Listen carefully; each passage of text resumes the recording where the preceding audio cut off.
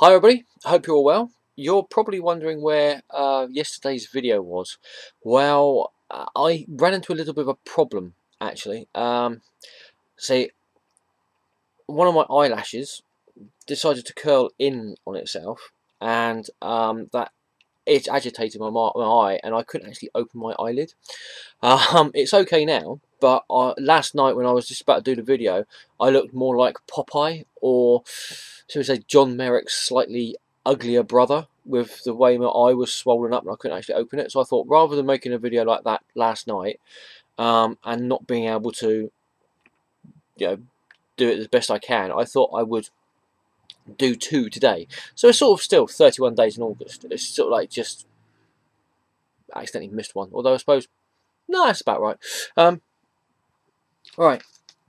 And you're probably also wondering why I'm doing it from this angle as well. Well, I usually do it from the other way.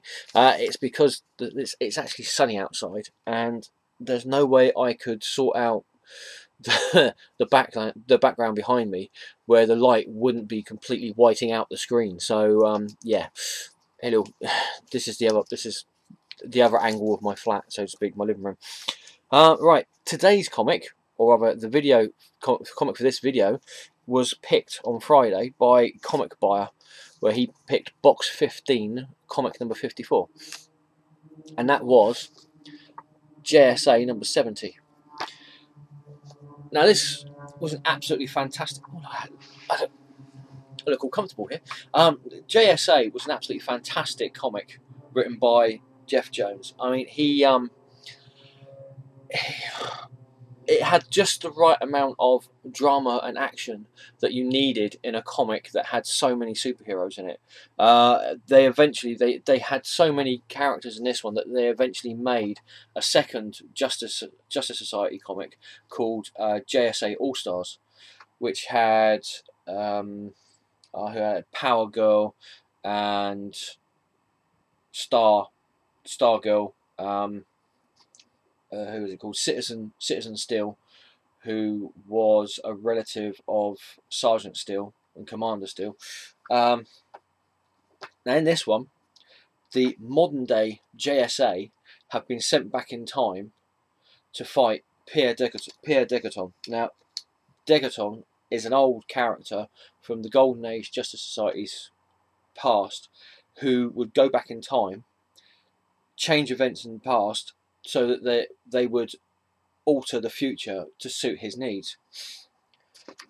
In this one, we see the modern day Mr. Terrific and the Golden Age Mr. Terrific trying to find the Golden Age Mr. Terrific's niece, who's been kidnapped. We also see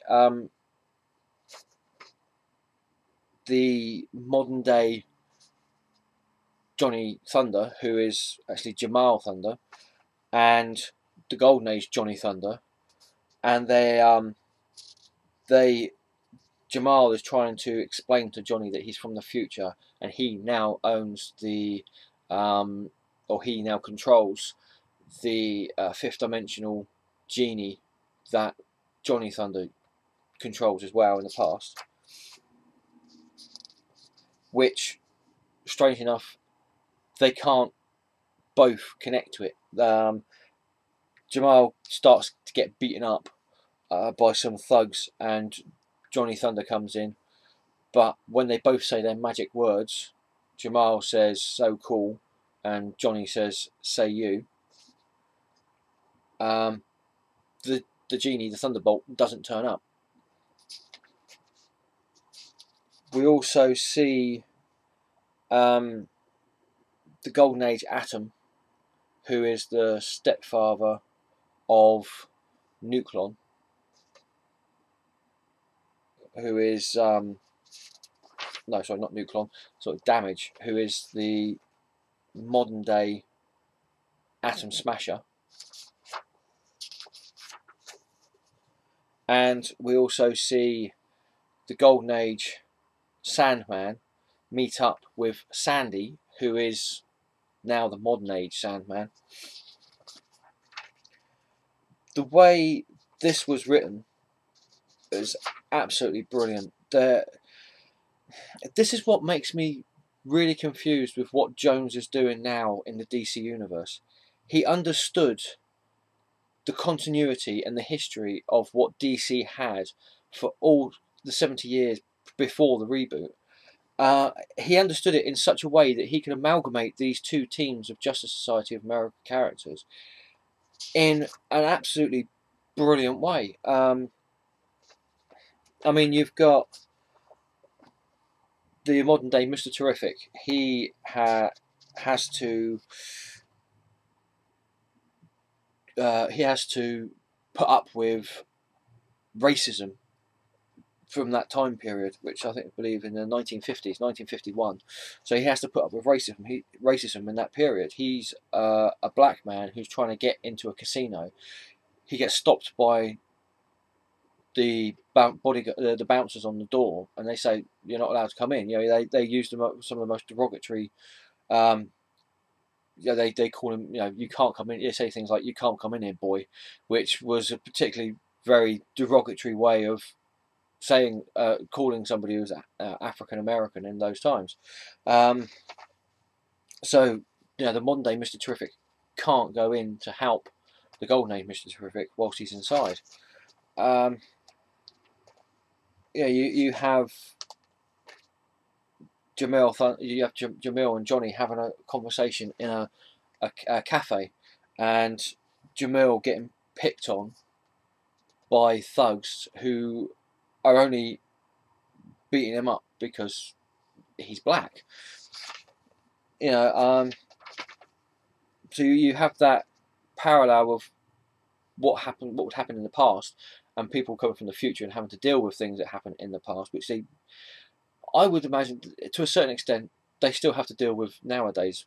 You know, but then you also have things like Atom Smasher, who feels that he can't talk to the original Atom because he just the things that he's done in the past. He doesn't want to talk to the original Atom because he feels he's done so many bad things in the past.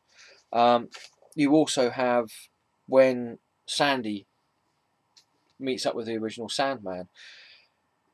When was it? There was a story where Sandy and the Golden Age Sandman battled a villain, and Sandy actually got turned into a sand creature, where he was actually put into a form of stasis, and the Sandman is stood at the stasis tank where the sand creature Sandy is in, apologising and saying that, you know, lamenting about the fact that it should have been him who was turned into a sand creature, when Sandy walks in as an adult as the modern day version of Sandman, and says to him, you know, you don't have to apologise. I didn't feel a thing. You know, I didn't even realise what was going on. You know, there are a fantastic amalgamation of the different characters from both teams, and it is just an absolutely brilliant story. I mean, there's a bit at the end where you have both the Doctor Midnights. They meet up with each other. They're not in costume. They're just sat next to a fire, having a chat, talking about the different medical advances that they've had recently. The modern day Doctor Midnight says that in a few years' time, the first human heart transplant will be happening, and the Golden Age Doctor Midnight turns around and said, "Oh, I'd like to shake the surgeon's hand who does that." You know, it's an absolutely fantastic thing. But when the Golden Age Doctor Midnight turns around and says, "Well, I suspect that in the future all disease and viruses and that have been eradicated," where to which the modern day Doctor Midnight says, "Well, no, actually, there's more disease and viruses around because of, you know, the advances in some of the advances in technology and that." It all culminates in the end with the modern day Mr. Terrific running into a group of Ku Klux Klan members, and he's getting ready to fight them. as I was saying, Jones's run on JSA was an absolutely fantastic series, and again, like I said, that's why I find it so hard to figure out why he is doing the things. Oh, sorry, why he's doing the things in comics like Justice League comic. I mean, to me, the Justice League comic from the reboot has absolutely no sustenance in it whatsoever. It is just we've got some superheroes. We need to make a story as quick as possible. I know what. Let's have constant fighting.